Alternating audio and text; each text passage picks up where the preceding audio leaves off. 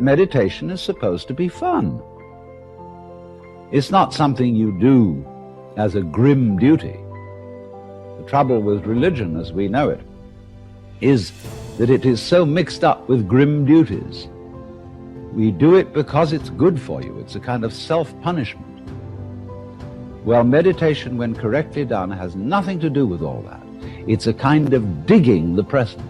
It's a kind of grooving with the eternal now. And brings us into a state of peace where we can understand that the point of life, the place where it's at, is simply here and now.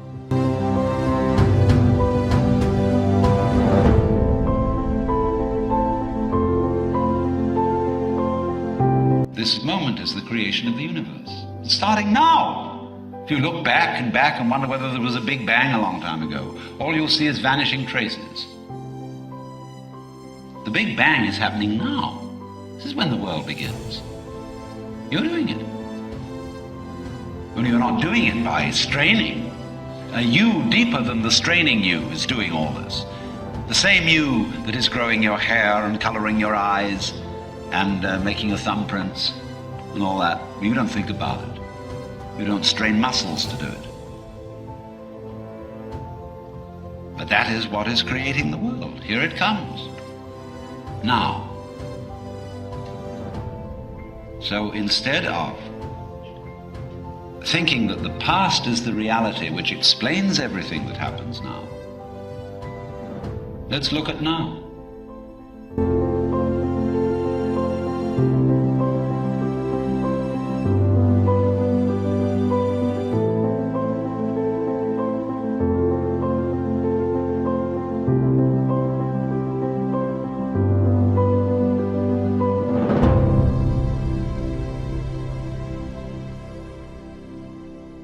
On the Fringe with Dan radio style. Hope everybody out there's having themselves a great day. We are doing, of course, the Law of One series, a series that is very near and dear to my heart, something that I just think is something that I've been a part of for a long time, and it's very important that we get as many people harvested through this process as we can. Session 15 is a big one. These are both kind of long, so I'll try to be somewhat brief as we're going to spend time talking about these. But this gets into balancing the 7 chakras and just that concept. I've been talking a lot about it. I think it's very important. I've also mentioned how the bottom 3 chakras are your very physical level, like your gut levels, that 3rd chakra. That's the highest of the physical level chakras. Then you get to the 4th chakra up to the 7th, at least in the 7 chakra system. And you have the higher levels. You're getting into the spiritual aspects. You're getting into the hypersense aspects, meaning the extrasensory type things. You start to get into the more woo aspects of our being. That leap between the two, they call it the Great Leap, or it's one of the things it's called, when you go from the 3rd chakra to the 4th, when you clear that blockage, and that's really what this balance discussion is about. It's an enormous help. And I can't overstress how important I think it is for everybody that's serious about this process. And I don't just mean Law of One, I mean the process of making yourself more spiritually powerful, is your chakras, getting them cleaned and blocked, getting those removed. You'll find your health changes, and they talk about some of that too, the different parts of the body that are affected by the chakras. It's very important information. So we'll be covering that Elder Race and the Wanderers, and then I'll give a little preface of 16 when we get closer to it. But let's fire off the 15th session, again recorded back in 1981, folks. We got to keep that in mind because this is a long time ago, yet still seems oddly appropriate. And but it's not 2,300 years ago, long ago. All said, we get into some fun stuff in these 2 sessions. Let's start with session 15. The Law of One, session 15, recorded January 30, 1981. Ra, I am Ra. I greet you in the love and the light of the infinite creator. I communicate now. Questioner, I would like to apologize for my past and any future stupid questions due to the fact that I am searching for the proper entry into investigating the Law of One. We will be eliminating the stupid ones from the book. I would like to ask if the use of the instrument is a function of the time we use the instrument or the amount of information or the number of words the instrument gives. In other words, do I have to hurry and ask the questions, or can I take my time and ask the questions? Ra. I am Ra. There are two portions to your query. Firstly, this instrument's reserve of vital energy, which is a product of body, mind, and spirit distortions in the various complexes, is the key to the length of time which we may expend using this instrument. We searched your group when we contacted you, for each in your group possesses significantly more vital energy of the body complex. However, this instrument was tuned most appropriately by the mind-body-spirit complex distortions of its beingness in this illusion. Therefore, we remained with this instrument. Secondly, we communicate at a set rate, which is dependent upon our careful manipulation of this instrument. We cannot be more, as you would say, quick. Therefore, you may ask questions speedily, but the answers we have to offer are at a set pace given. Questioner. This isn't exactly what I meant. If it takes me, say, 45 minutes to ask my question, does that give the instrument only 15 minutes to answer rather than an hour? Or would we run over an hour and the instrument could answer for more? Ra. I am Ra. The energy required for this contact is entered into this instrument by a function of time. Therefore, the time is the factor, as we understand your query. Questioner. Then I should ask my questions rapidly so that I do not reduce the time. Is this correct? Ra. I am Ra. You shall do as you deem fit. However, we may suggest that to obtain the answers you require may mean that you invest some of what you experience as time. Although you lose the answer time, you gain thereby in the specificity of the answers, as many times in the past we have needed clarification of hastily phrased questions. Questioner. Thank you. The first question is, why does rapid aging occur on this planet? Ra. I am Ra. Rapid aging occurs upon this third density planet due to an ongoing imbalance of receptor web complex in the etheric portion of the energy field of this planet. The thought form distortions of your peoples has caused the energy streamings to enter the planet's magnetic atmosphere, if you would so term this web of energy patterns, in such a way that the proper streamings are not correctly imbued with the balanced vibratory light love from the, shall we say, cosmic level of this octave of existence. Questioner. Do I assume correctly in assuming that one of your attempts in service to this planet was to help the population of this planet more fully understand and practice the law of one, so that this aging, this rapid aging, could be changed to normal aging? Ra. I am Ra. You assume correctly to a great degree. Questioner. Then it would be very beneficial for the people of this planet in practicing the law of one to learn ways of service. Am I correct? Ra. I am Ra. You are correct. If you will observe those oriented through a lifetime experiential distortion complex from near the beginning of that experience, you will observe a relatively youthful, as we would call it, appearance. Questioner. What is the greatest service that our population on this planet could perform individually? Ra. I am Ra. There is but one service, the law of one. The offering of self to Creator is the greatest service, the unity, the fountainhead. The entity who seeks the one Creator is with infinite intelligence. From this seeking, from this offering, a great multiplicity of opportunities will evolve depending upon the mind-body-spirit complex's distortions with regards to various illusory aspects or energy centers of the various complexes of your illusion. Thus, some become healers, some workers, some teachers, and so forth. Questioner. If an entity were perfectly balanced on this planet with respect to the law of one, would he undergo the aging process? Ra. I am Ra. A perfectly balanced entity would become tired rather than visibly aged. The lessons being learned, the entity would depart. However, this is appropriate and is a form of aging which your people do not experience. The understanding comes slowly, the body complex decomposing more rapidly. Questioner. Can you tell me a little bit about the definition of the word balancing as we are using it? Ra. I am Ra. Picture, if you will, the one infinite. You have no picture, thus the process begins. Love, creating light, becomes love light, streams into the planetary sphere according to the electromagnetic web of points or nexi of entrance. This streamings are then available to the individual who, like the planet, is a web of electromagnetic energy fields with points or nexi of entrance. In a balanced individual, each energy center is balanced and functioning brightly and fully. The blockages of your planetary sphere cause some distortions of intelligent energy. The blockages of the mind-body-spirit complex further distort or unbalance this energy. This is one energy. It may be understood as love-light, or light-love, or intelligent energy. Questioner: am I correct in assuming that one of the blockages of a mind-body-spirit complex might be due to an unbalance of, shall we say, ego? And this could be balanced using, say, a worthiness-unworthiness balance? Ra: I am Ra. This is incorrect. Questioner: can you tell me how you balance the ego?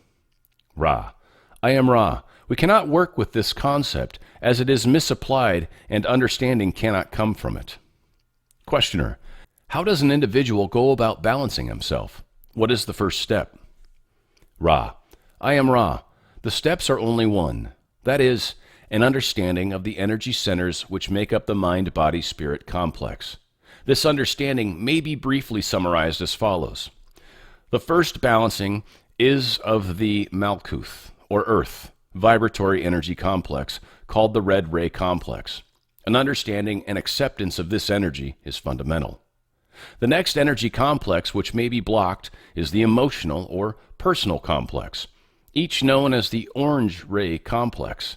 This blockage will often demonstrate itself as personal eccentricities or distortions with regards to self-conscious understandings or acceptance of self. The third blockage resembles most closely that which you have called ego. It is the yellow ray or solar plexus center. Blockages in this center will often manifest as distortions towards power, manipulation, and other social behaviors concerning those close and those associated with the mind-body-spirit complex. Those with blockages in these first three energy centers, or nexi, will have continuing difficulties and abilities to further their seeking of the law of one. The center of heart, or green ray, is the center from which third density beings may springboard, shall we say, towards an infinite intelligence. Blockages in this area may manifest as difficulties in expressing what you may call universal love or compassion. The blue ray center of energy streaming is the center which, for the first time, is outgoing as well as inpouring. Those blocked in this area may have difficulty in grasping the spirit-mind complexes of its own entity, and further difficulty in expressing such understandings of self. Entities blocked in this area may have difficulties in accepting communication from other mind-body-spirit complexes. The next center is the pineal or indigo ray center. Those blocked in this center may experience a lessening of the influx of intelligent energy due to manifestations which appear as unworthiness. This is that of which you spoke. As you can see, this is but one of the many distortions due to the several points of energy influx into the mind-body-spirit complex. The indigo ray balancing is quite central to the type of work which revolves about the spirit complex, which has its influx then into the transformation or transmutation of third density to fourth density.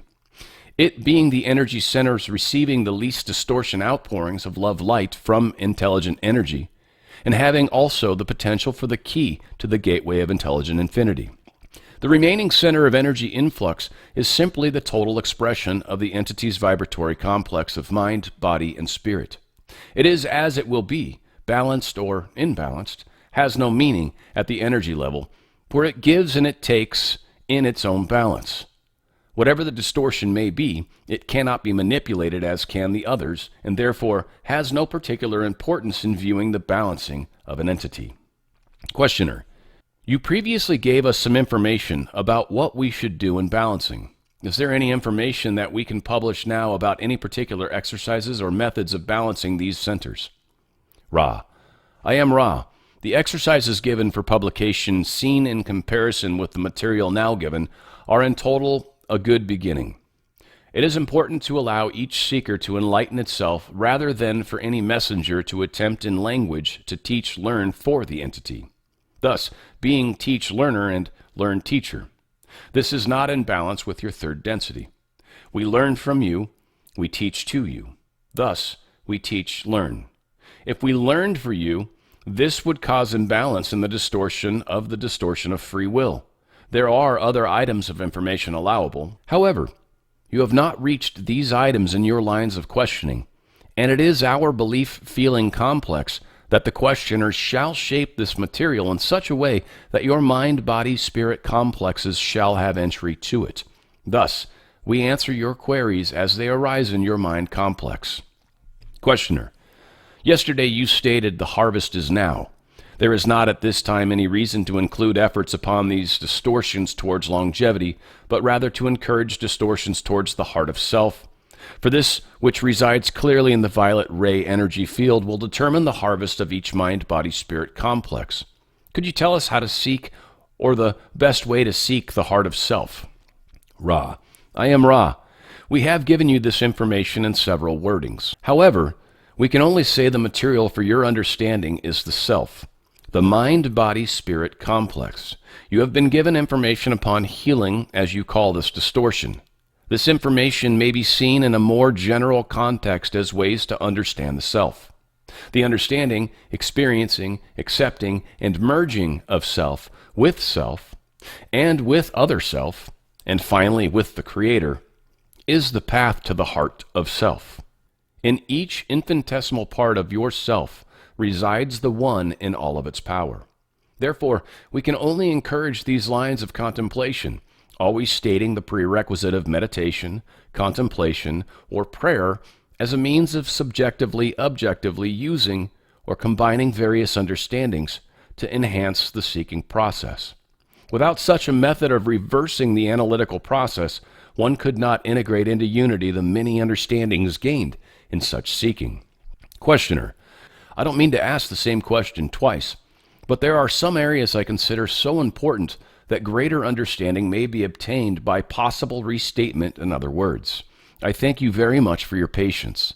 Yesterday, you also mentioned that when there is no harvest at the end of the last 25,000-year period, there were harvestable entities who shall choose the manner of their entrance into the fourth density. Can you tell me what you mean by how they will choose the manner of their entrance into the fourth density? Ra: I am Ra. These shepherds, or as some have called them, the elder race, shall choose the time-space of their leaving. They are unlikely to leave until their other selves are harvestable also. Questioner: what do you mean by their other selves being harvestable? Ra: I am Ra. The other selves with whom these beings are concerned are those which did not attain harvest during the second major cycle. Questioner: could you tell me just a small amount of the history of what you call the elder race? Ra: I am Ra. The question is unclear. Please restate. Questioner: I ask this question because I've heard about the elder race before in a book, Road in the Sky, by George Hunt Williamson, and I was wondering if this elder race was the same that he talked about. Ra: I am Ra. The question now resolves itself, for we have spoken previously of the manner of decision-making which caused these entities to remain here upon the closing of the second major cycle of your current master cycle. There are some distortions in the descriptions of the one known as Michael. However, these distortions have primarily to do with the fact that these entities are not a social memory complex, but rather a group of mind-body-spirit complexes dedicated to service. These entities work together, but are not completely unified. Thus, they do not completely see each the other's thoughts, feelings, and motives. However, their desire to serve is the fourth dimensional type of desire, thus melding them into what you may call a brotherhood. Questioner: why do you call them the elder race? Ra: I am Ra. We call them thusly to acquaint you, the questioner, with their identity as is understood by your mind complex distortion. Questioner: are there any wanderers with these elder race or not? Ra: I am Ra. These are planetary entities harvested. Wanderers only in the sense that they chose, in fourth density love, to immediately reincarnate in third density rather than proceeding towards fourth density. This causes them to be wanderers of a type. Wanderers who have never left the earth plane because of their free will rather than because of their vibrational level. Questioner: well, in yesterday's material, you stated we offer the law of one, the solving of paradoxes. You also mentioned early that the first paradox, or the first distortion I meant, was the distortion of free will. Could you tell me if there's a sequence? Is there a first, second, third, fourth distortion of the law of one? Ra. I am Ra. Only up to a very short point. After this point, the manyness of distortions are equal to one another. The first distortion, free will, finds focus. This is the second distortion, known to you as logos, the creative principle or love. This intelligent energy thus creates a distortion known as light. From these three distortions come many, many hierarchies of distortions, each having its own paradoxes to be synthesized, no one being more important than the other. Questioner. You also said that you offered the law of one, which is the balancing of love-light and light-love. Is there any difference between love-light and light-love? Ra. I am Ra. This will be the final question of this time-space. There is the same difference between love-light and light-love as there is between teach-learning and learn-teaching. Love-light is the enabler, the power, the energy giver. Light-love is the manifestation which occurs when light has been impressed with love. Questioner. Is there anything that we can do to make the instrument more comfortable? And can we have another session today? Ra. I am Ra. This instrument requires a certain amount of manipulation of the physical or body complex due to stiffness. Other than this, all is well, the energies being balanced. There is a slight distortion in the mental energy of this instrument due to concern for a loved one, as you call it. This is only slightly lowering the vital energies of this instrument. Given a manipulation, this instrument will be well for another working. Questioner. By manipulation, do you mean should we go for a walk or should we rub her back? Ra. I am Ra. We meant the latter. The understanding must be added that this manipulation be done by one in harmony with the entity. Are there any short queries before we leave this instrument? Questioner. Is it possible for you to tell us anything about what, since we are wanderers, anything about our previous density? Which density we came from? Ra. I scan each and find it acceptable to share this information. The wanderers in this working group are of two densities, one of the density of 5, that is, of light, one the density of love light, or unity. To express the identity of which comes from which density, we observe to be an infringement upon the free will of each. Therefore, we state simply the two densities, both of which are harmoniously oriented towards work together. I am Ra. I leave you in the love and the light of the one infinite Creator.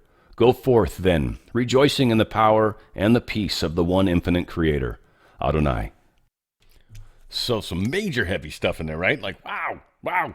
So I got good stuff. Just to run through it quick. Again, I got a longer segment coming up in this next one, which have got good stuff, even almost better for that matter.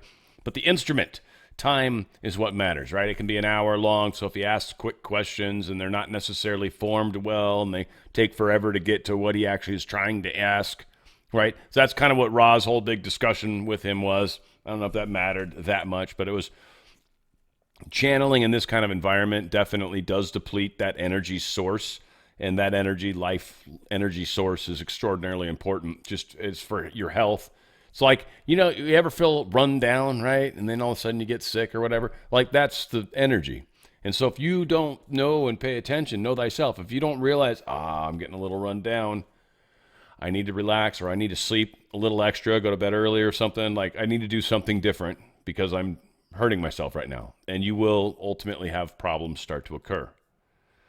Energy centers, again, I can't say enough about chakras. I don't know what to tell you guys. I love them.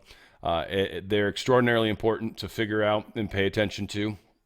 The colors, I like the 7 because of the colors of the rainbow: red, orange, yellow, green, blue, violet, and indigo violet. It is helpful to kind of pay attention. One, the frequencies of the colors, the longer wavelength is red, and then you get to the higher and it's the shorter wave. It's just the whole analogy with everything about it is beautiful. The parts of the body that are impacted when there's blockages, I highly recommend every one of you guys get a book. There's not necessarily one I push. I want you guys to find the one, and just do an Amazon search even if you want, or just find a book. But I highly recommend Cleaning the Energy Centers. And they did a brilliant job talking about what they are. So if not, you want to, go to law1.info/S, right? Just go to Law of One, search online. You'll find LL research information. You can find all this stuff if you want to look up this session and reread it or rewatch my video, however you'd like to do it. They explained it beautifully. That's really the hardest part about Lob 1. They've gotten really good about indexing their stuff now, but back in the day, it was really hard to figure out what session was that said such. And again, there's just so much incredible information scattered all over the place. Teach, learn for another cannot happen. It creates an imbalance.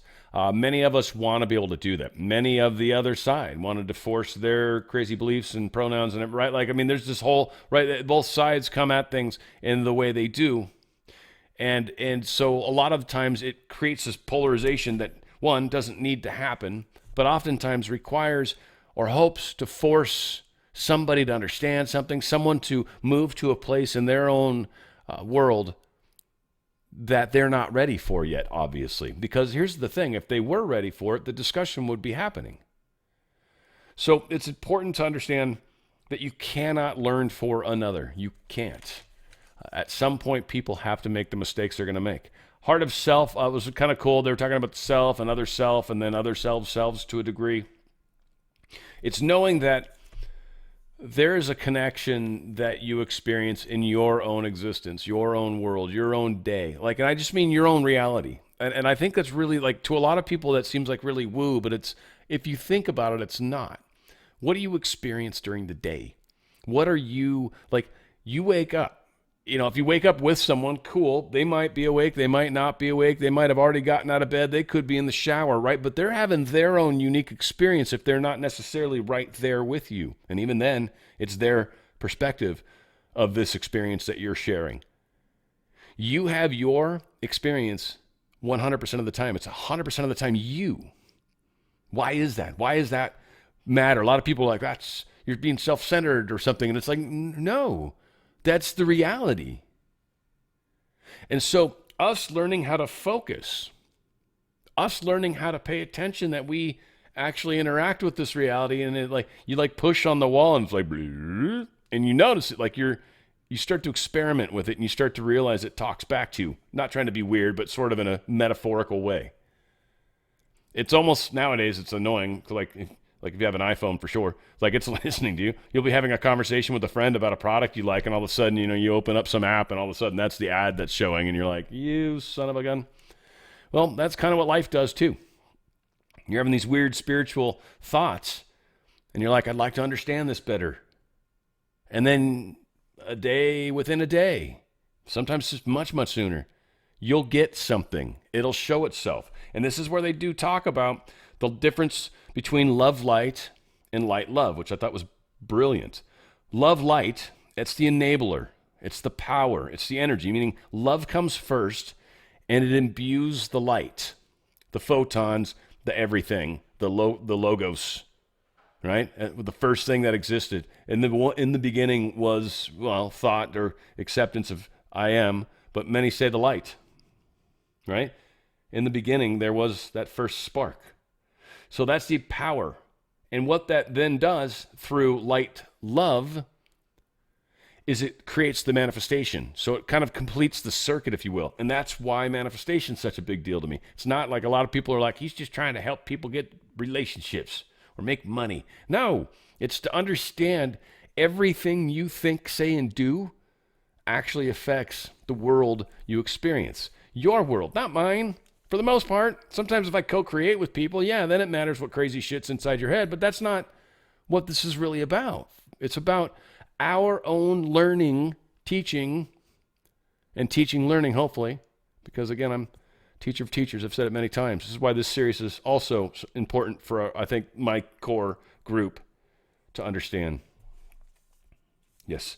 Brotherhood is, they were talking about the Federation and the way that they found each other, and I just thought it was kind of cool, because it's kind of like how you find friends nowadays, right? Like, you just find out somebody, they start saying, there's like certain keywords, that'll trigger most of us, and again, this is how universe talks, and it's just like, they'll say something interesting, you're like, oh, so what do you think about such and such? And they're like, yeah, that's pretty messed up, I think, right? And you guys both start feeling like, we can trust each other, and then it becomes kind of a friendship, and it's just funny, because that's kind of how the Federation / Brotherhood / became.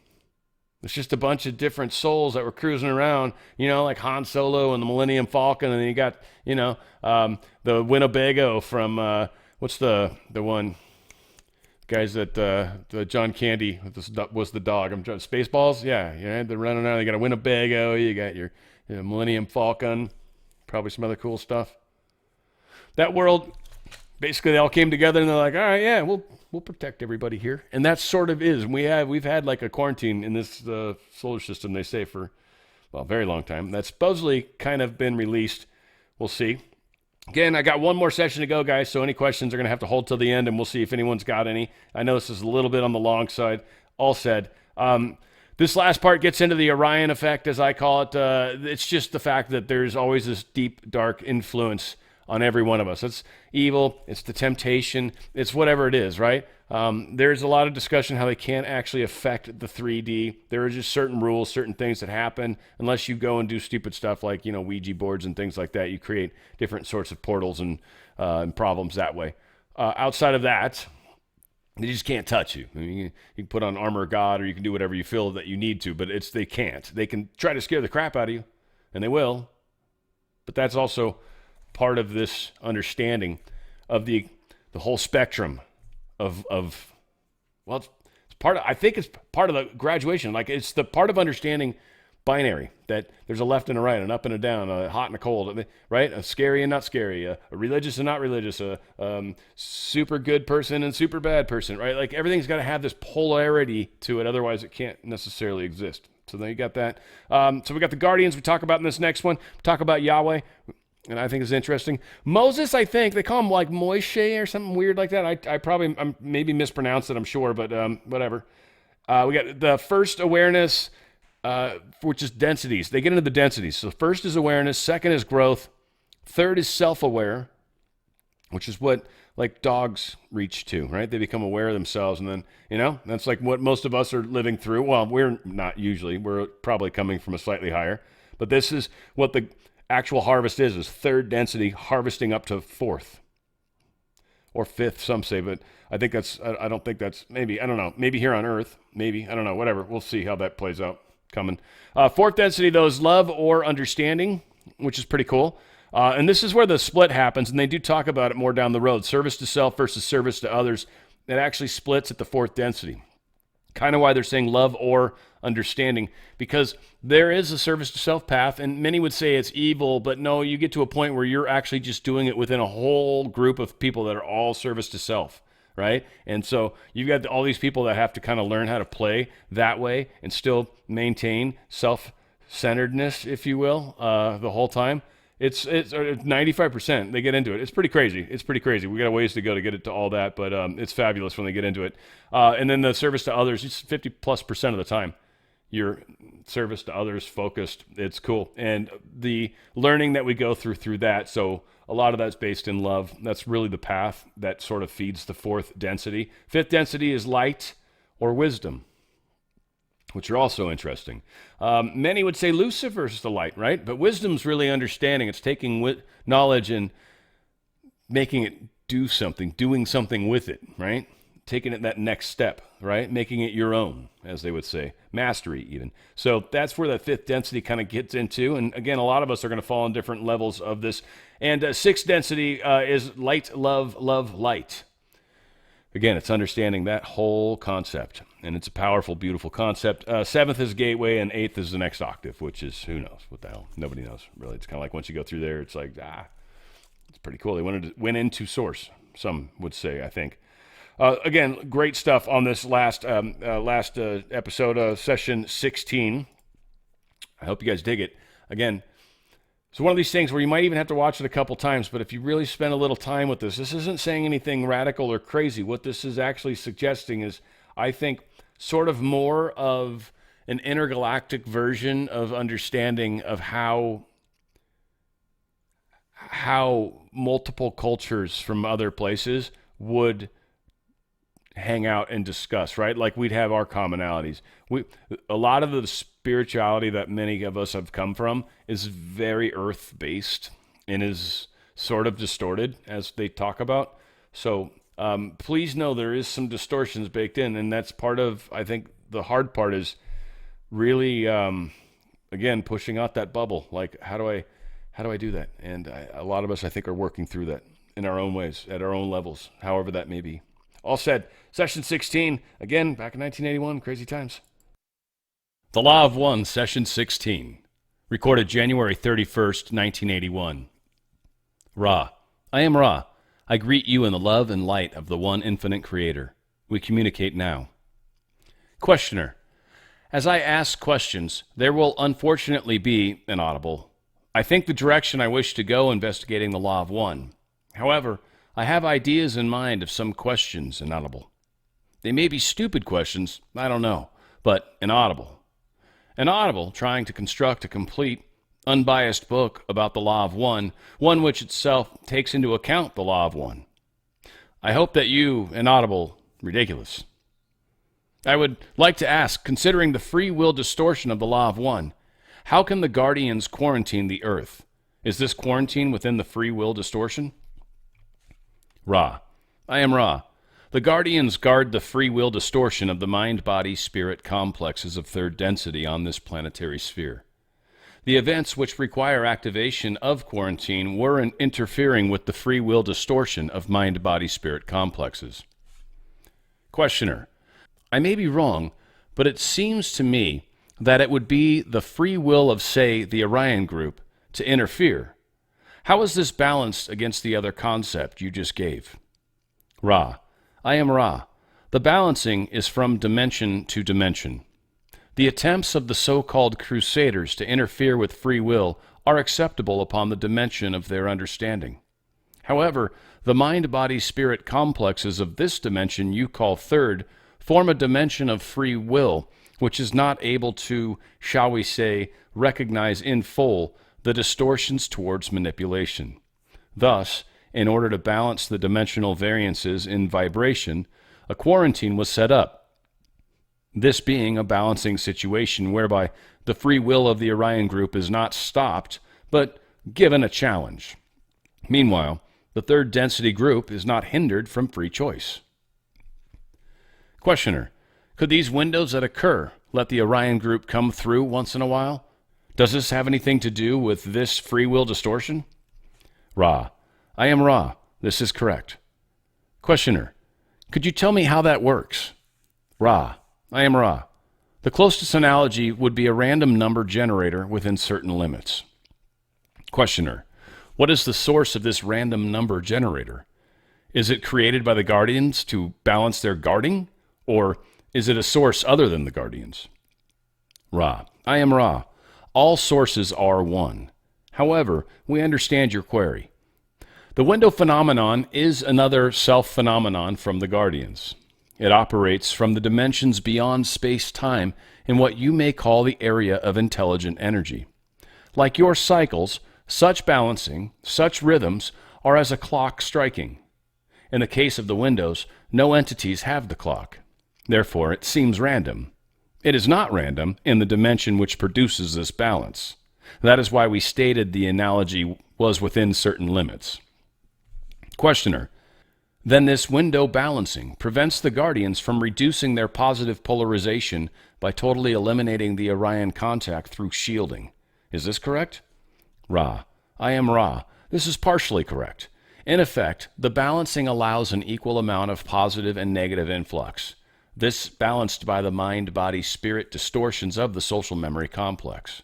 Thus, in your particular planetary sphere, less negative, as you would call it, information or stimulus is necessary than positive due to the somewhat negative orientation of your social complex distortion. Questioner. In this way, total free will is balanced so that the individual may have an equal opportunity to choose service to others or service to self. Is this correct? Ra. I am Ra. This is correct. Questioner. This is a profound revelation. I believe in the law of free will. Thank you. This is a minor question further to make an example of this principle, but if the Confederation landed on Earth, they would be taken as gods, breaking the law of free will and thus reducing their polarization towards service to all. I assume that the same thing would happen if the Orion Group landed.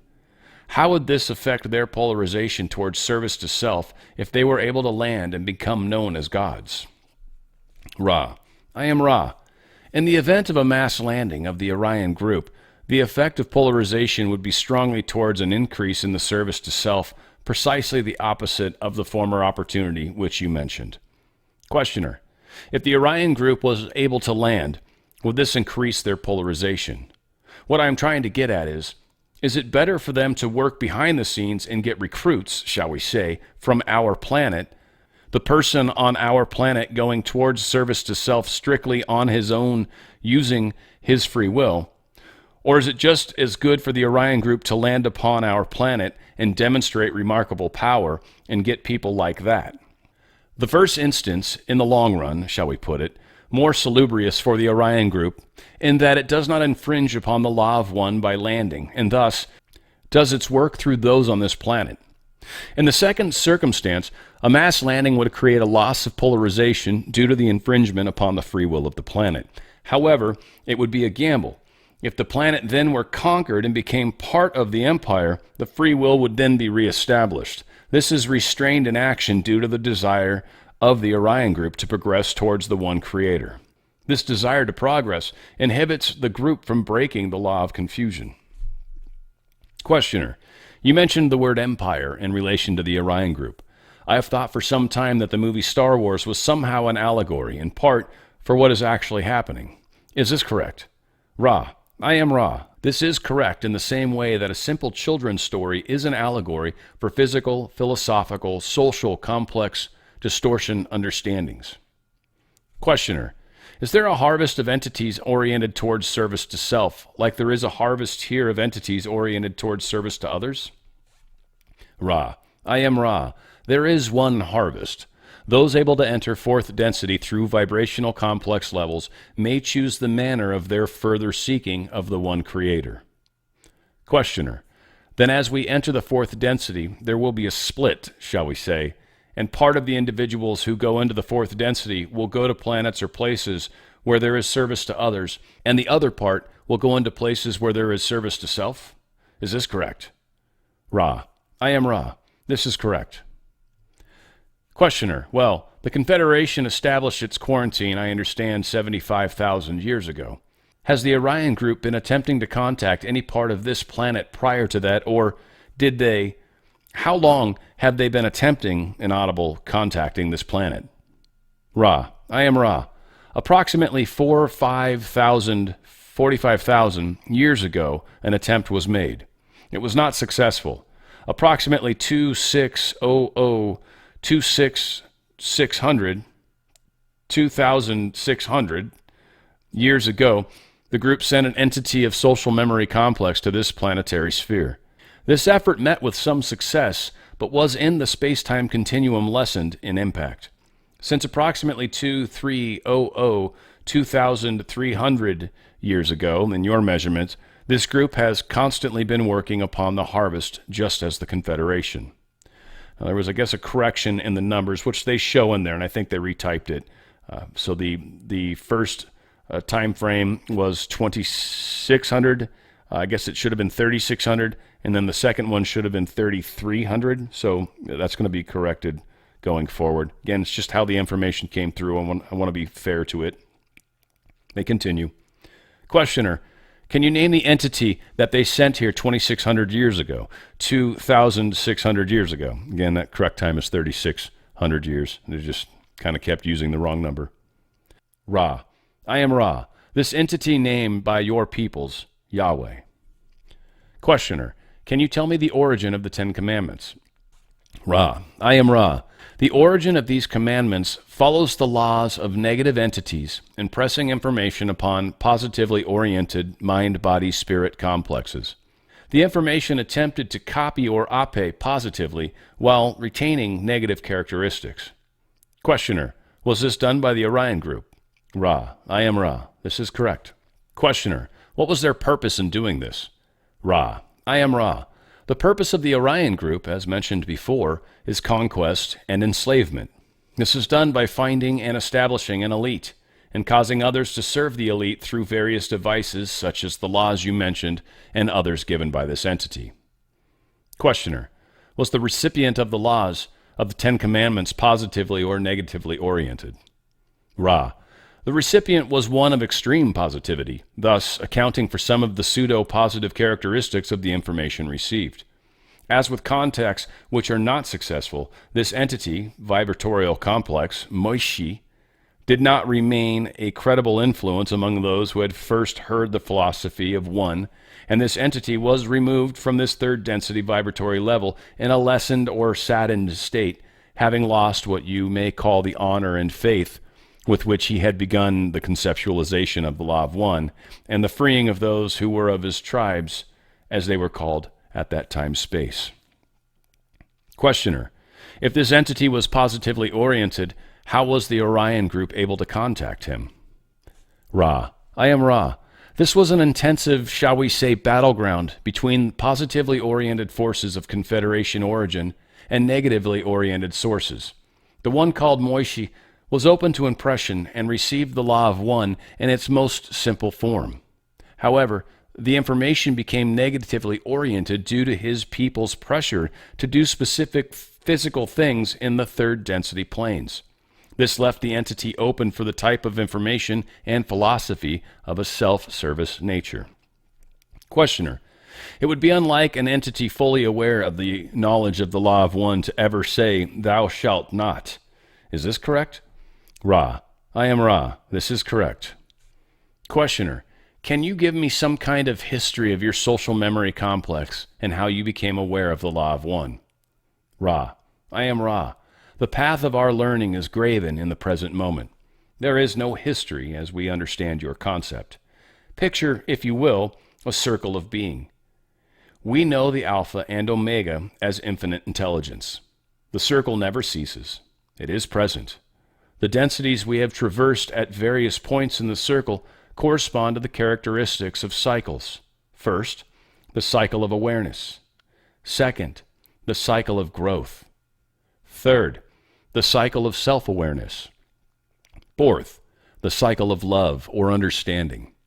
Fifth, the cycle of light or wisdom. Sixth, the cycle of light, love, love, light, or unity. Seventh, the gateway cycle.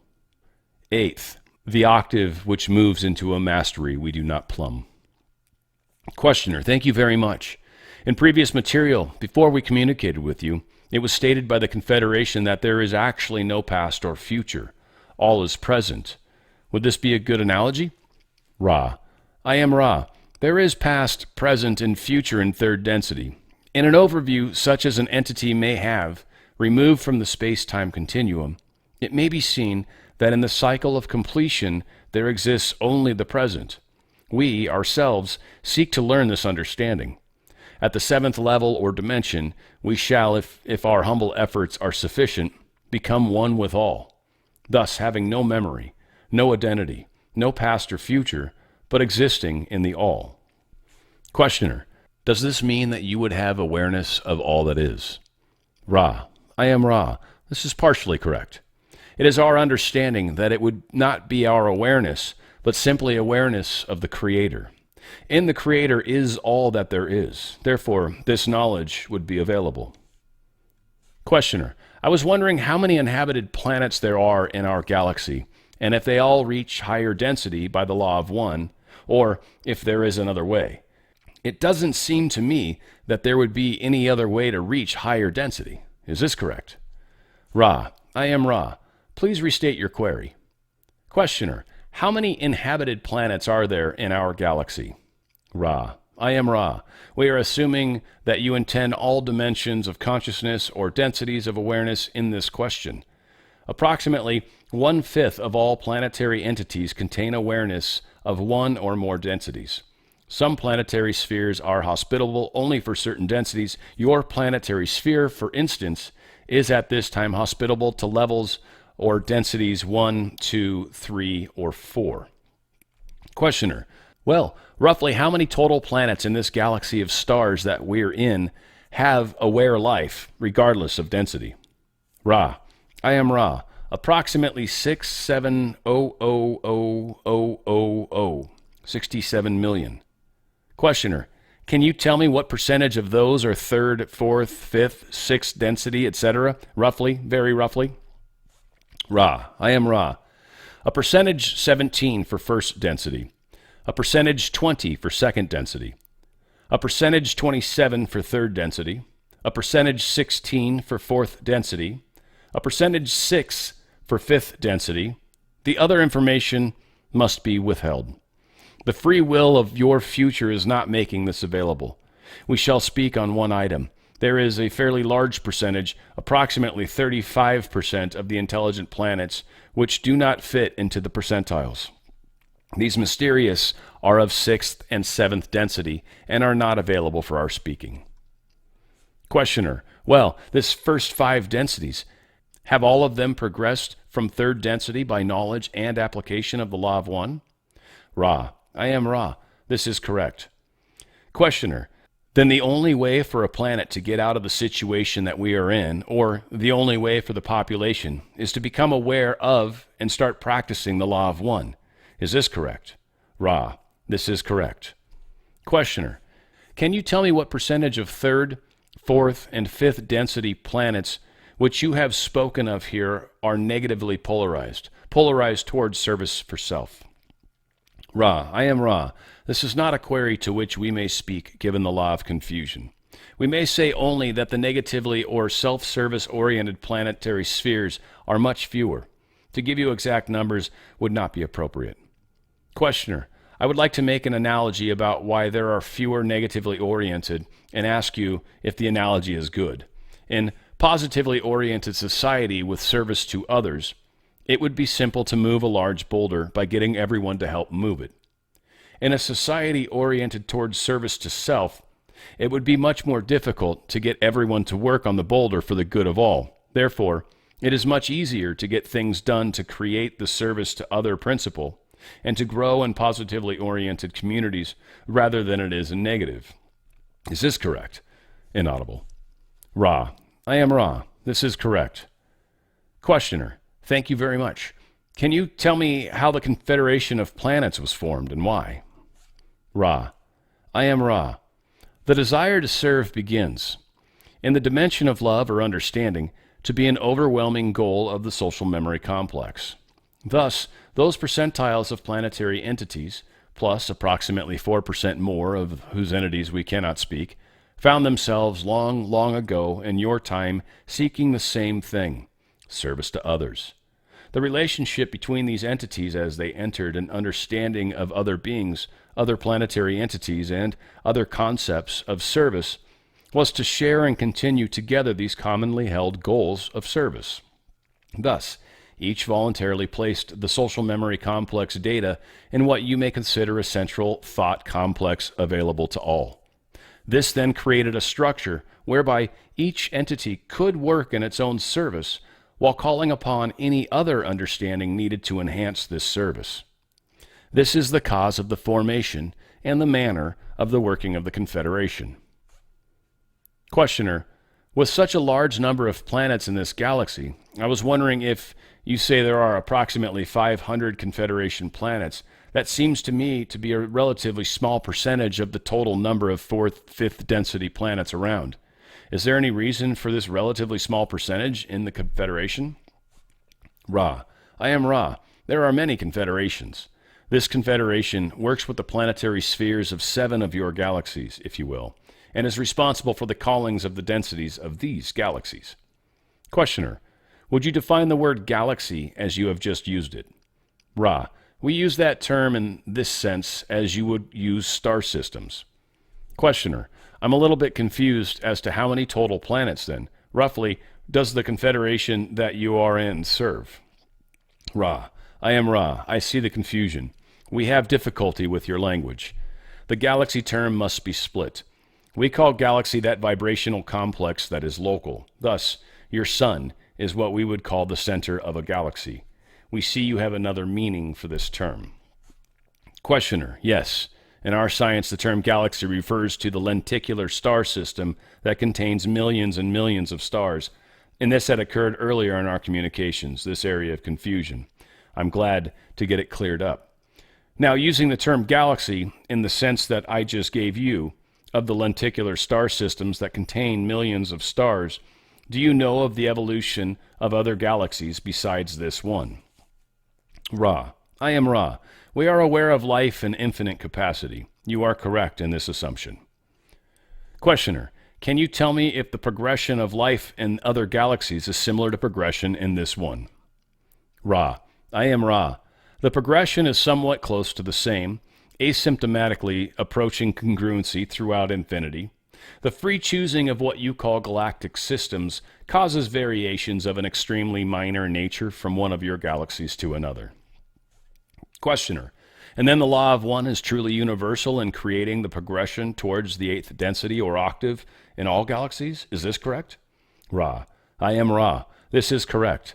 There are infinite forms, infinite understandings, but the progression is one.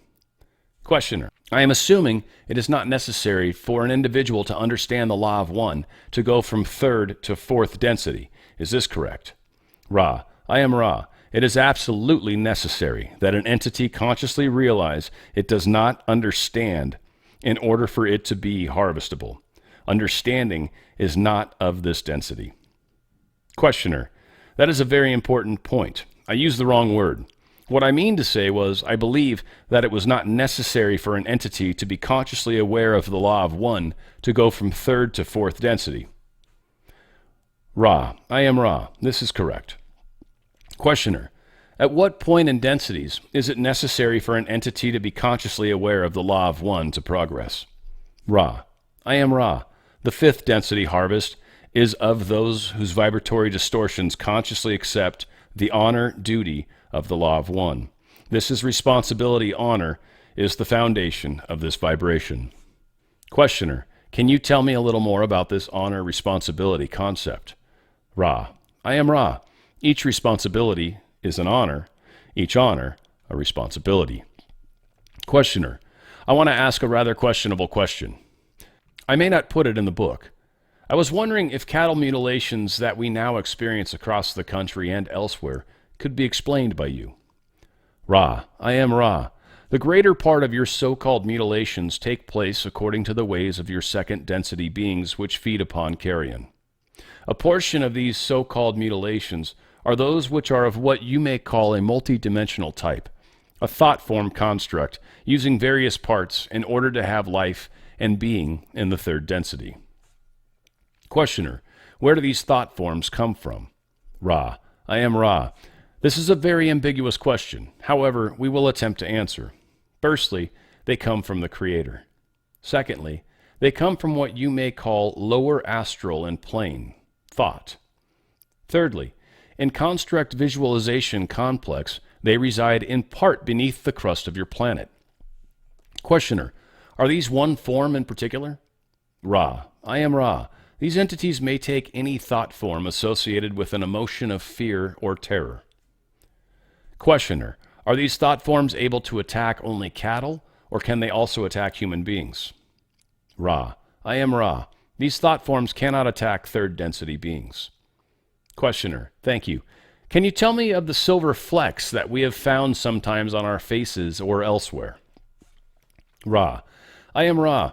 These of which you speak are a materialization of a subjectively oriented signpost indicating to one mind-body-spirit complex, and no other, a meaning of subjective nature. Questioner. Who created the silver flecks? Are they real? Ra. I am Ra. Picture, if you will, the increased potential for learned teaching. At some point, a sign will be given to indicate the appropriateness or importance of that learned teaching. The entity itself, in cooperation with the inner planes, creates whatever signpost is most understandable or noticeable to it. Questioner. You're saying that we ourselves then create these? Ra. I am Ra. Entities consciously do not create these. The roots of mind complex, having touched and understanding intelligent infinity, create them. Questioner. Thank you. Is it possible for you to give a small description of the condition in 4th density? Ra. I am Ra. We ask you to consider as we speak that there are no words for positively describing 4th density. We can only explain what it is not and approximate what is. Beyond 4th density, our ability grows more limited still until we become without words. That which 4th density is not, it is not of words. unless chosen. It is not of heavy chemical vehicles for body complex activities. It is not of disharmony within self. It is not of disharmony within peoples. It is not within limits of possibility to cause disharmony in any way. Approximations of positive statements.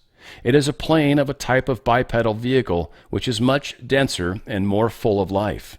It is a plane wherein one is aware of the thoughts of other selves. It is a plane where one is aware of the vibrations of other selves. It is a plane of compassion and understanding of the sorrows of third density. It is a plane striving towards wisdom or light. It is a plane wherein individual differences are pronounced, although automatically harmonized, by group consensus. Questioner, could you define the word density as we have been using it to give us a little greater idea of the concept of this term when used by you? Ra, I am Ra. The term density is what you would call a mathematical one. The closest analogy is that of music, whereby after 7 notes on your Western type of scale, if you will, the 8th note begins a new octave.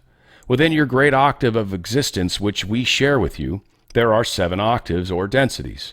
Within each density, there are 7 subdensities. Within each subdensity, 7 sub-subdensities, and so on infinitely. Questioner, I notice that the time we have used has gone slightly over an hour. I would prefer to continue, but I want to ask if at this time as the condition of the instrument.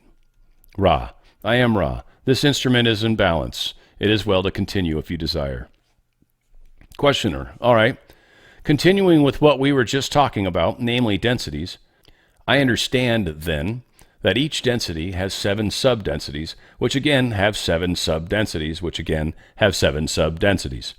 This expands at an extremely large rate as things are increased in powers of 7. Does this mean that in any density level, anything that you can think of is happening? And many things that you never thought of are happening? Are there everything is happening? This is confusing. Ra, I am Ra. From your confusion, we select the concept with which you struggle, that being infinite opportunity. You may consider any possibility, probability complex as having an existence. Questioner, does what we do when we think of possibilities that can occur, say daydreaming, do these become real in these densities? Ra, I am Ra. This depends upon the nature of the daydream. This is a large subject. Perhaps the simplest thing we can say is, if the daydream, as you call it, is one which attracts to self, this then becomes reality to self. If it is contemplative general daydream, this may enter into the infinite of possibility probability complexes and occur elsewhere, having no particular attachment to the energy field of the creator. Questioner, to make this a little more clear, if I were to daydream strongly about building a ship, would this occur in one of these other densities? Ra, I am Ra. This would have, or shall occur. Questioner, and then if, say, an entity daydreams strongly about battling, let us say another entity, would this occur? Ra, I am Ra. In this case, the entity's fantasy concerns the self and the other self. This binds the thought form to the possibility-probability complex connected with the self, which is the creator of this thought form. This then would increase the possibility-probability of bringing this into third density occurrence. Questioner, does the Orion group use this principle to create conditions brought about to suit their purpose? Ra, I am Ra. We will answer more specifically than the question. The Orion group uses daydreams of hostile or other negative vibratory nature to feed back or strengthen these thought forms. Questioner, do they ever use any, shall I say, gratifications of the physical body to amplify such daydreams? Ra, I am Ra. They are able to do this only when there is a strong ability on the part of the receiving mind-body-spirit complex towards the perception of the thought forms. This could be termed an unusual characteristic, but has indeed been a method used by the Orion entities. Questioner, the many wanderers coming to this planet now and in the recent past, are they subject to Orion thoughts? Ra, I am Ra. As we have said before, wanderers become completely the creature of third density and mind-body complex. There is just as much a chance of such influence to a wanderer entity as to a mind-body-spirit complex of this planetary sphere. The only difference occurs in the spirit complex, which, if it wishes, has an armor of light, if you will, which enables it to recognize more clearly that which is not as it would appropriately be desired by the mind-body-spirit complex. This is not more than a bias and cannot be called an understanding. Furthermore, the wanderer is, in its own mind-body-spirit complex, less distorted towards the, shall we say, deviousness of the third density, positive-negative confusions. Thus, it often does not recognize as easily as a more negative individual the negative nature of thoughts or beings. Questioner: would then the wanderers, as they incarnate here, be high-priority targets, shall we say, of the Orion group? Ra: I am Ra. This is correct. Questioner: and if a wanderer were to be successfully infringed upon, shall I say, by the Orion group, what would happen to this wanderer at the harvest? Ra: I am Ra.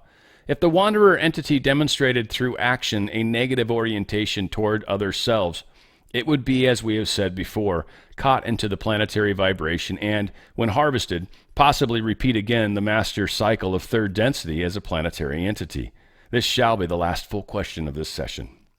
Is there a short question we may answer before we close the session? Questioner: only just know if the instrument can be any more comfortable. Ra: I am Ra. This instrument is as comfortable as it is possible for you to make it, given the weakness distortions of its body complex. You are conscientious. I am Ra. I leave you in the love and light of the one infinite Creator. Go forth, then rejoicing in the power and the peace of the one Creator. Adonai.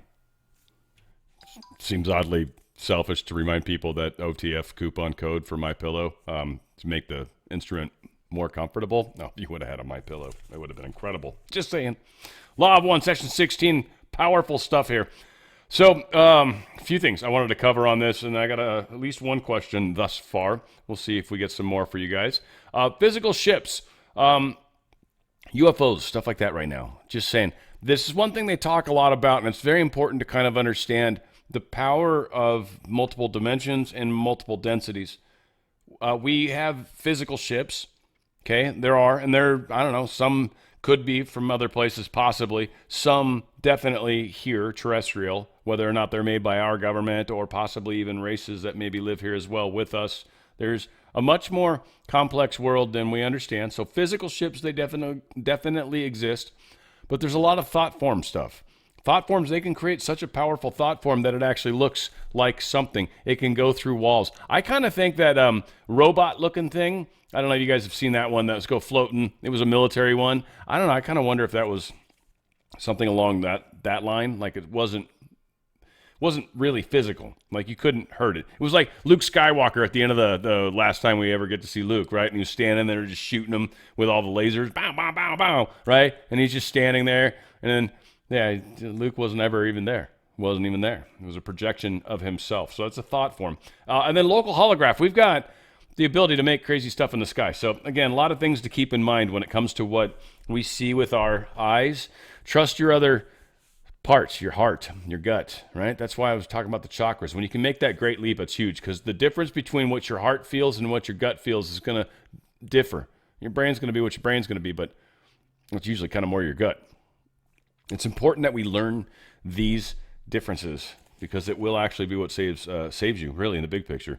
Anybody that demonstrates exceptionalism is deified. Yeah, and I think I spelled it wrong. Thank God I didn't have to show that to you guys. But that's one of the problems that exists here. Like, a lot of the people I find anyways, let's just say, here's the thing. Either you are or you aren't something, right? And if you have to run around and tell people that, this is what I am this, I'm this, I'm this, and this, and this. Like, are you then? Like, if I can't figure it out, is it relevant? Are you actually, like, again, like, why can't you just be? And so there's this weird ego aspect that we all have to learn to balance. And a lot of people, I think, get stuck in it, and it's one of those things that can very much keep you down in the third density, the lower density. But when you can get outside of that, you can start to do things for different reasons. What leads to it, too, and I don't want to get too lost on this, but what it typically leads to it is you feel like you got to do something. It'll bug you so badly. You'll feel like, I got to I have to. Like, it'll wake you up in the middle of the night. I gotta do this. It's a stupid idea, though. I mean, everybody says that I've talked to, you shouldn't do this, but I feel like I have to. You take a leap of faith, and your entire life changes, literally, in that moment. It was one of the most powerful moments I remember in my life. That was a huge... It reminds me of the Indiana Jones movie, the third one, I think, right? The one he had to throw the sand on the things. It was painted perfect, but he takes that step and he's like, right when he lands on it. That's kind of how it feels. It's epic, but it was one of the most profound moments. Like being awake, not awake, nah. It'll change your entire awakeness beyond words. Breaking the law, confusion, very bad. Can't do it. So even the bad guys, if you will, service to self / negative oriented densities, there's laws of the universe. And if you knowingly break it, you get effed bad yourself. Like there's no, and that is really the law of one. And you are studying that too, even if you're from the service to self. You know, if I screw this individual over here, I'm screwing myself. And that's exactly what happens. So there is this balance. What you send out comes back. Right? It's a beautiful kind of physics thing. Fourth density split. I sort of didn't mention this too, but again, this is where they talked about how they're going to go to different planets, and this is something that likely is going to happen. Best I understand, this planet's going to continue in the positive only, the service to others only. Service to self are no longer going to be here. So there might be a number of people that don't make it for those reasons. There's going to be people that aren't ready to be harvested, so they're not going to make it. I don't know how this plays out. I don't know exactly how this manifests itself. So it's one of the things I'm super curious about, and I don't mean it in any sort of morbid way, but kind of. I mean, it's like, I know there's a bunch of people that aren't going to make it. And so, yeah, how that plays out, we'll see. I don't know. It'll be very interesting. Very interesting. Let's see. Fourth, yeah, so Yahweh, 3,600 years ago. By the way, it's a very significant number when it comes to cycles. 3,600-year cycle is a big deal. So that's when supposedly Yahweh came. Also, the Moishi guy, or Moses, I think, was roughly around then too. I've been talking about that Moro Biglino guy, and he was, they were talking about in here the battlegrounds. Back then it was kind of a battleground here. Just my understanding of what the Hebrew context of the Bible, and this kind of brings up a cool question that I'll get to at the end, but the Hebrew context of the Bible, the Hebrew words, and using definitions that are agreed upon by multiple different sources, it's a very different book. It's a very different story. And so this ties into that. The 3,600-year part ties into it. Many wonder if their time was coming back. Again, there's a lot of, I don't want to get too far into the weeds, but there's a lot of different stories that we have that we've talked about. I mean, I guess a couple examples, like maybe the 12th planet, right? The fact that you had Mayans that just disappeared.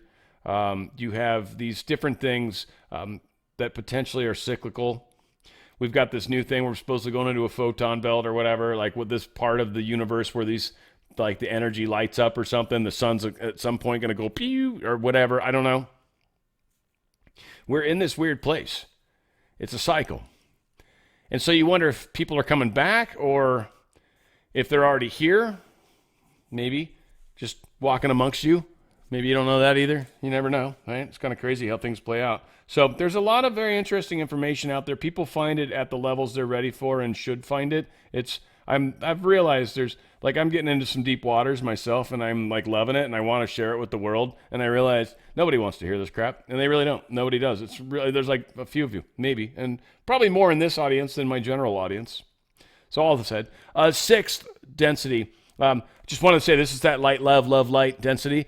That is actually where the two, service to self and service to others, they come back together, by the way. So at sixth density, you have full understanding of both sides of the equation, potentially, or, sixth density, they come together. There is no longer separation. There is only one at sixth density. So it's also one of the cool things. And also one of the ways you'll typically know if you are of sixth density origin, you have a harder time with the binary concepts. Like they don't, it's like, that's not what this is. Like, you know what I mean? And you're constantly bummed because people try to make it one or the other, and it's not ever, you know? And so a powerful kind of part of the growth and us graduating and working towards graduation ourselves. And many of us are coming from densities that are different from one another.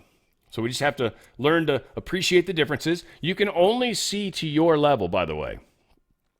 If someone's above you, and I don't mean this in like a hierarchical, like they're better or any weird thing like that, but if they're a higher density, they can understand where you're coming at things from. You can't see them the same. You can only see to your level. You can only understand the level at which you're at. And when you can grow that level, then you can see a little bit further. You can stand on a slightly higher shoulder of a giant, you know, to use the phrase somewhat weirdly. So balancing service to self, you create other self. So we talked about like doing some work, right? So service to others would be so much easier to get things done. Service to self concept, how that generally works. Like, what if you got to get something done? Then everybody's going to be like, it's all about me. I'm not moving a rock. It's not quite how it works. What you end up doing is sort of fracturing yourself, and you create versions of yourself that will be abused and used. And it's yourself that you're doing this to. And so there's this weird learning teaching that happens through the process of service to self. And so, yes, that rock's going to get moved, but grudgingly, you know, it's going to be somebody with an accent that's going to be very pissed. It'll sound like someone from Boston or New York, most likely, right? Probably have an F word thrown in. So that is kind of how that happens. And then the people that are fracturing themselves are the ones that are controlling themselves. So there's this weird dichotomy that's happening, and all you're doing is, yeah, you're just doing it to yourself. What you do to another, you're doing to yourself. What you're doing to yourself, you're doing to another. So it's cool. When you co-create, it's actually a far more groovy thing. And that's one of the things you learn through that service, that path. So again, 2 different paths, very cool stuff. Let's see. Oh, second density, they're talking about like the cattle mutilations. So cow are second density creatures. They're not like a pet. Pets are a little more aware, right? Like your dogs. Some cows, though, like as they start to become aware, like I've been watching, one of my favorite shows is, I think Rufus the Bull, I think is what it's called. I love that show. I just friggin' love these guys. There's something about them. But there's one of their cows that's just like very aware of them. The black cow, I forgot her name. Roxy, I think it is. Right? Like just crazy. So there is this sense of animals harvesting as well, going from second to third potentially, becoming like maybe a pet, which would be what a third density. And we are actually evolved third density. And that's why we'll have pets, because we help the pets understand self-awareness, which is really what third density is all about. It's realizing I am, oh my God, and okay, now what? And that is like, oh, ready for fourth now. Let's hone in those skills. Which path do you want to take?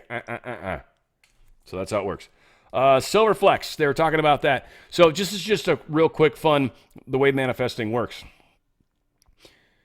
If you are working through your life, first off, when you get very early on levels, you'll mess around with manifesting and you'll create signs and symbols that will happen in your life. And you'll be like, oh, that's like magic. And then at some point, you start to like get stuck on this fixation of trying to manifest for the sign and symbol. And that starts to fade because it's not about that. So it's almost like they take away your power, if you will. And then you start to figure it out. You're like, no, it's just all about what is your intention? What am I trying to do? What do I want? And so these are stages and steps on how you figure out how to manifest, how to control your individual reality, not mine. Yours, your life, what you experience. That won't change a thing for me. If you figure this out, helps you, not me. If you don't figure it out, doesn't change my life at all. And that's kind of the beauty about this. It's one of those things where you try it and you're like, oh, weird. That works. And so as you start progressing through your understanding of that, you'll start to involve or be involved in life in different ways. And some of the signs and symbols that will happen will be absolutely miraculous. And in some cases, like there's 2 of them. I think at least 2. There's 3 from a lot of it, but there's 2 for sure. The 2 that were married, I think, basically. The Silver Flex was something they experienced together. So you can break the fourth wall, if you will, with another if they're also ready for it. Law of confusion wouldn't allow it otherwise. You couldn't have silver flecks landing for everybody. It'd freak people, some of them, out. We talk about all sorts of crazy stuff. So the silver fleck thing was an actual manifestation by them to demonstrate where they're at, how they're moving through things. If they actually needed something to be like, yeah, dude, you're on the right track. One of them signs and symbols that we almost want to start manifesting, but once you stop doing that and you realize you're connected to your own reality, then they start to happen in very cool ways. And you start to see the communications. And you start to realize, okay, this makes sense now. It changes everything. And it'll send you on a wonderful path. And then finally, daydreams. Some daydreams can manifest. If you're thinking about an individual, that's like kind of their big point. You're tying it to something. If it's something that's more just like, oh, sunsets, rainbows, ponies, like it's, right? That's not anything that's necessary. I mean, it might create this alternate reality that where there's sunsets, rainbows, and ponies as new templates that people can use in their daydreams. And maybe that's what you just accomplished, but it's not necessarily tying you to anything. But if you actually have the thought of an individual in some way, tie them to it, now you've created a connection. You've created a reality. And, you know, if the individual, and they talk about it, I think, in there, the individual, if they're open to it, that happens. But free will comes into play. So if they're not open to what you're daydreaming about, whether it's, you know, good, bad, indifferent, or not, or whatever, then their response might be, depending, right? So that's a big part of what that is. I think that was it for my big time, what I was going to say, my notes. So I'm going to pop out chat. I'm going to put that over here on the screen. I got Arlene, thank you, helping me out. A very kind individual. I guess we've got a couple questions. Cool. So we'll start with Jamie King. It was my understanding that in the original canon of the Holy Bible that there were 777 books. Now we have only 66 books. Would have this be taught in the missing books of the Bible? So a few things in here. One, 777 books. I don't know if that's exact or not. That seems really, really high, but that's I don't want to get lost in that. There's a bunch of books. The other thing I want to just quickly call out, and then I'll kind of answer your question, I think. The 66 books, it's actually kind of funny. It depends which version of the Bible you use. If you're using a Catholic Bible, there's actually a big difference in the Old Testament. I want to say it's like 7 books between the two, between like a King James and like a Catholic Bible, for example. There's 7 books difference there.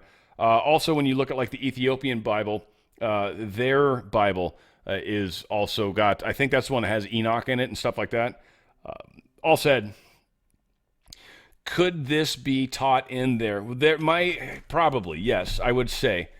Also, what I do understand is some of the books that are in there talk about things that don't necessarily go with the picture that was kind of being painted at the time. There's many discussions around stuff that maybe got into like reincarnation, many things that kind of got into even potentiality of multiple Elohim. I want to use the word that they would typically have used. Many of us would call it angels or whatever, but multiple Elohim that existed. There's a number of sources that get into some of the different versions of those. And the Elohim of the Bible is very specifically tied to Yahweh. If you do any real digging with the Hebrew stuff, the Yahweh is the Elohim of the Bible.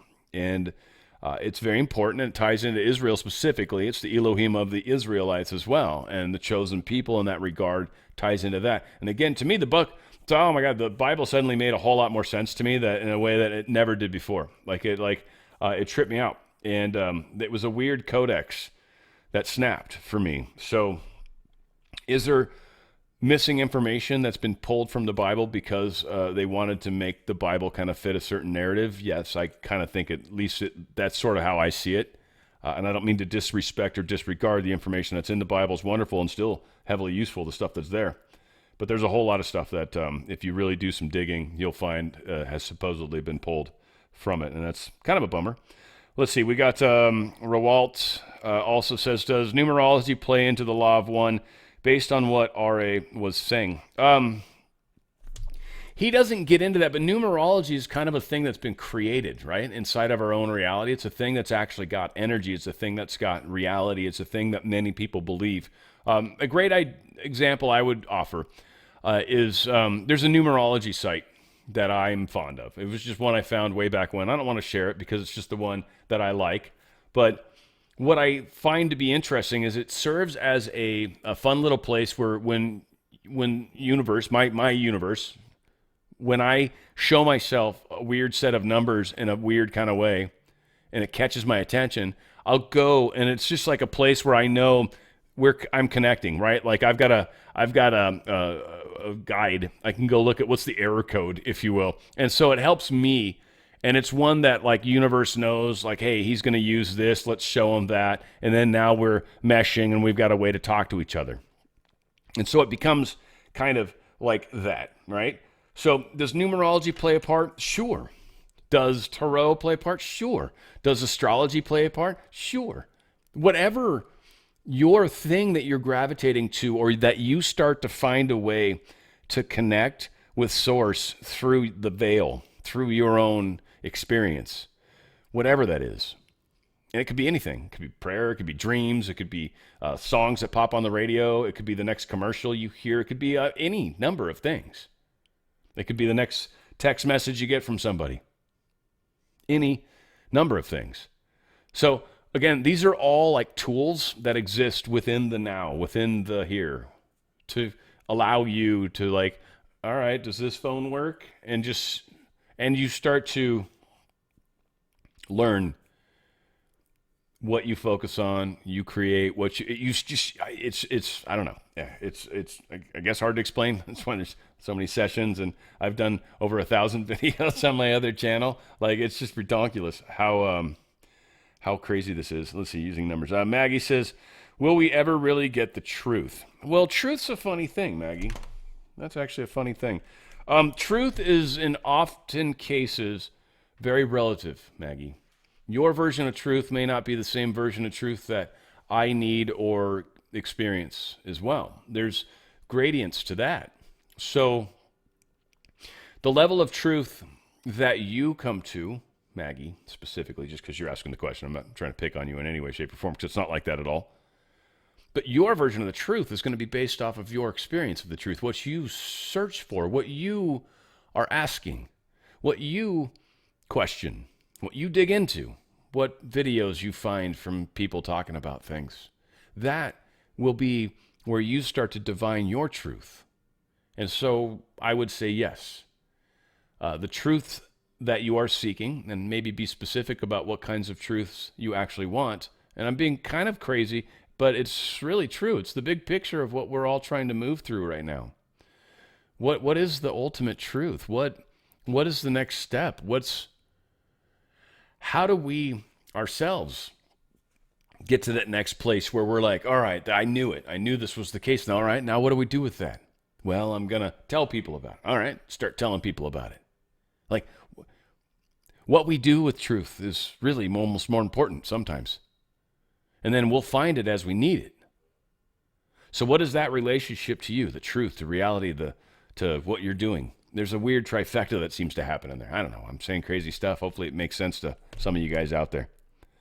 I don't know. Is there anything I've missed, Arlene?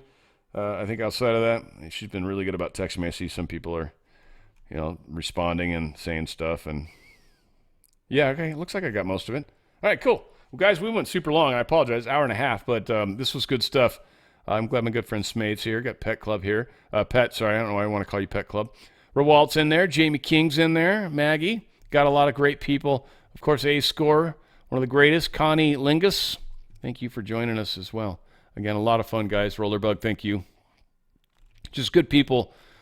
We're trying to learn. I call you guys teachers of teachers for a reason. Ultimately, this is about trying to get you guys as up to speed in your own place where you're, get you firing on all cylinders, and then you're going to be a rock star. And that's what's going to happen. We're going to have this team of rock stars, and every time we take the stage, folks, every time we take the stage, the world's going to change.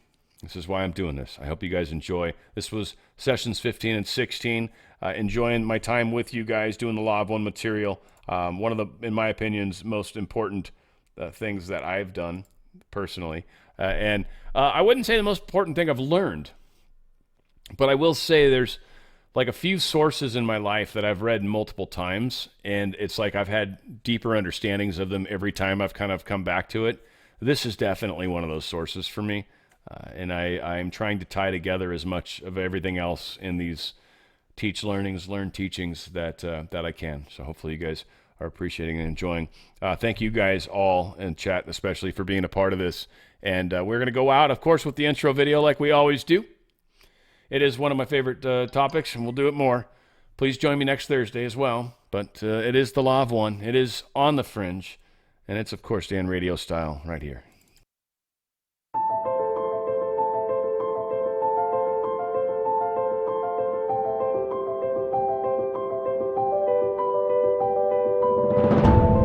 Meditation is supposed to be fun. It's not something you do as a grim duty. The trouble with religion as we know it is that it is so mixed up with grim duties. We do it because it's good for you. It's a kind of self-punishment. Well, meditation, when correctly done, has nothing to do with all that. It's a kind of digging the present. It's a kind of grooving with the eternal now. And brings us into a state of peace where we can understand that the point of life, the place where it's at, is simply here and now.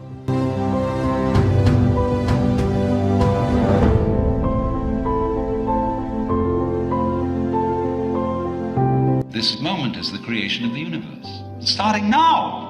If you look back and wonder whether there was a Big Bang a long time ago, all you'll see is vanishing traces. The Big Bang is happening now. This is when the world begins. You're doing it. Only you're not doing it by straining. A you deeper than the straining you is doing all this. The same you that is growing your hair and coloring your eyes and making your thumbprints and all that. You don't think about it. You don't strain muscles to do it. But that is what is creating the world. Here it comes. Now. So instead of thinking that the past is the reality which explains everything that happens now, let's look at now.